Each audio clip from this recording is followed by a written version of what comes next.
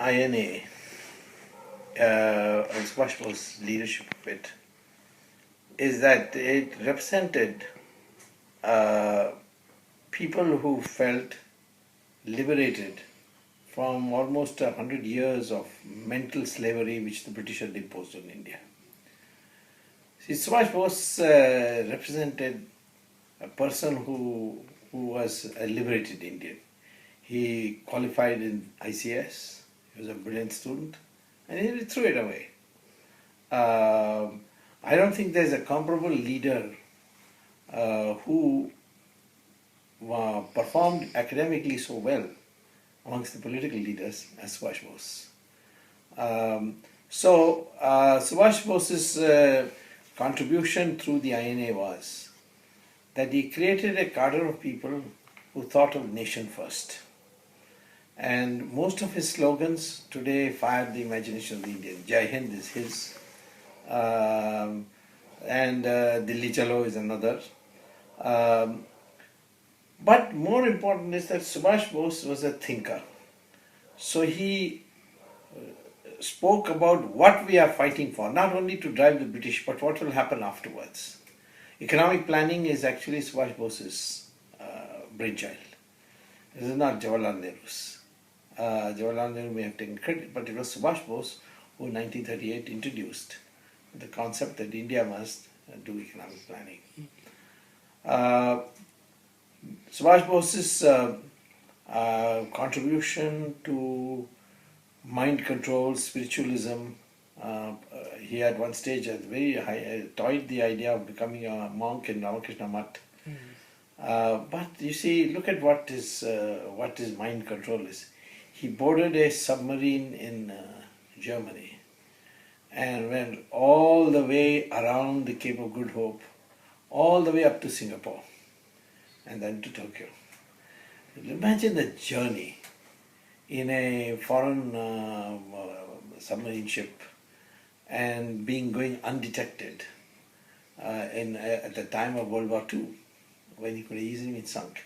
That requires mind control. I mean, imagine sitting 24 hours a day in a place and not being depressed or become reckless and so on. That mind control. And so I think he also exemplified what he taught, and the INA went through very, very bad conditions during the war. The Japanese were not able to sustain the support when they reached India. So, and Japan itself was losing. But at no stage the INA ever was known as an army which didn't die fighting. So I think the contribution of INA will always be remembered in history as the catalyst. See, the term catalyst in chemistry is that you are part of a chemical process, but you're not merged into it.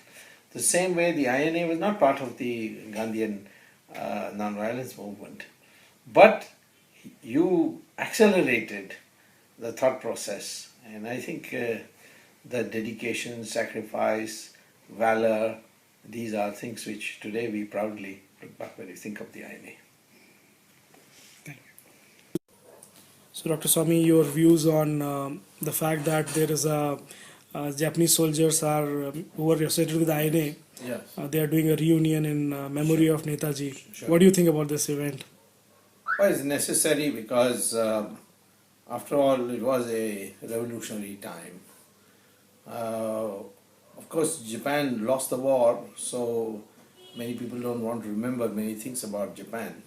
But in India, we have always had a soft corner for the assistance given by Japan to Subhash Chandra Bose. And this is reflected by the fact that we are the only country which didn't seek reparations from Japan after World War II. Subhash Bose did what was considered impossible in those days, that he collected at least 50,000 soldiers, and these soldiers were those who were defeated while they were part of the British Army, or some who have volunteered and so on. And he built it into an army which temporarily did liberate India. Indian national flag was first unfurled in Port Blair in Andamans, then later on in Nagaland and Manipur, etc. And well, certainly Subhash Bose was not able to drive out the British from India physically. But all political revolutions are not physical successes. It depends on what they do to the mind. In Rajasthan, Rana Pratap did not win the major battles, but he lived quite badly. He was badly persecuted, so ultimately he had to live in a forest and make chapatis out of dried grass. But today in Rajasthan, people remember Rana Pratap for his valor, and we have throughout history always placed valor, courage, sacrifice above victory. Victory also we respect, but that comes second. Take for example, besides Rana Pratap, you go to any other part of India, you go to Tamil Nadu, there is a man called Kattabomman Raja, who the British hanged in public. He is respected. And if you ask who fought the British, they will first give the name of Kattabomman. You go to Karnataka, Rani Chennamma, Rani Jhansi. These people all lost. And Subhash Bose may have lost, but he created so much fear in the British that but for him, the British would not have left India. The British decision to leave India, and you can imagine the atmosphere at that time. Britain had won World War II. They had been perceived as one of the most powerful countries of the world. And the man who led it was Winston Churchill. At that time, he was still Prime Minister. He hadn't been defeated in the election. So at that time, the name of Subhash Bose is what revived India, because Quit India movement had great effect on the mind of the people, but it was a failure. And the spirits of Indian freedom fighters was down in 1944. And after the British won the war, it was even more down, because people thought that the British would be defeated and then we will get freedom. But actually the British won the war. But when the naval forces, the INA trials, the British saw the atmosphere that had been built, and the name of Subhash Bose instilled so much devotion that at that stage, as Payment Attlee told later on a private visit to India in 1948, he told the Chief Justice of Calcutta High Court that it was Subhash Bose's threat. Subhash Bose's threat which actually made them decide, now we have to leave. Mahatma Gandhi was convenient because they could hand the power to him. And they knew that Mahatma Gandhi would not chase him. And therefore, somehow Subhash Bose's legacy must be aborted. And but we have to leave anyway, because it's only a matter of time before, in the name of Subhash Bose, the whole country will go up in arms. And then the British are no match. You see, the British are always in small numbers. I mean, even at the height of World War II, there were only 100,000. Generally, there were 15,000, 20,000. Now, if India rose as one, then the British knew that when 10,000, 20,000 troops is nothing. So it's really the mind. And that's what Subhash Bose liberated.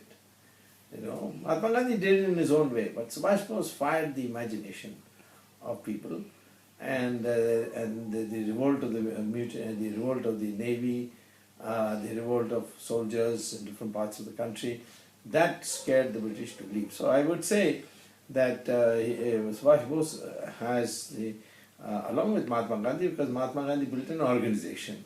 Subhash Bose didn't have time to build an organization or the opportunity. In fact, when he was elected President of the Congress, he was literally made to leave it. But Fact of the matter is that Subhash Bose did what was the most important in any country, the mindset. As you know, people we can fight, that the spirit he instilled. The great tragedy that we still don't know what happened to Subhash Bose. And we know that he didn't die in the air crash. What really happened, some of the stories we have heard are very disturbing. And the fact that the governments consistently refuse to declassify files shows that there's something rotten that had happened, which made Subhash Bose disappear. And but his memory will live on forever. And I'm very glad that functions such as reunification or the getting together of former soldiers who served with Subhash Bose is being happening in Tokyo. Tokyo is a place which was dear to Subhash Bose and therefore dear to India. And I would congratulate the organizers for thinking of this.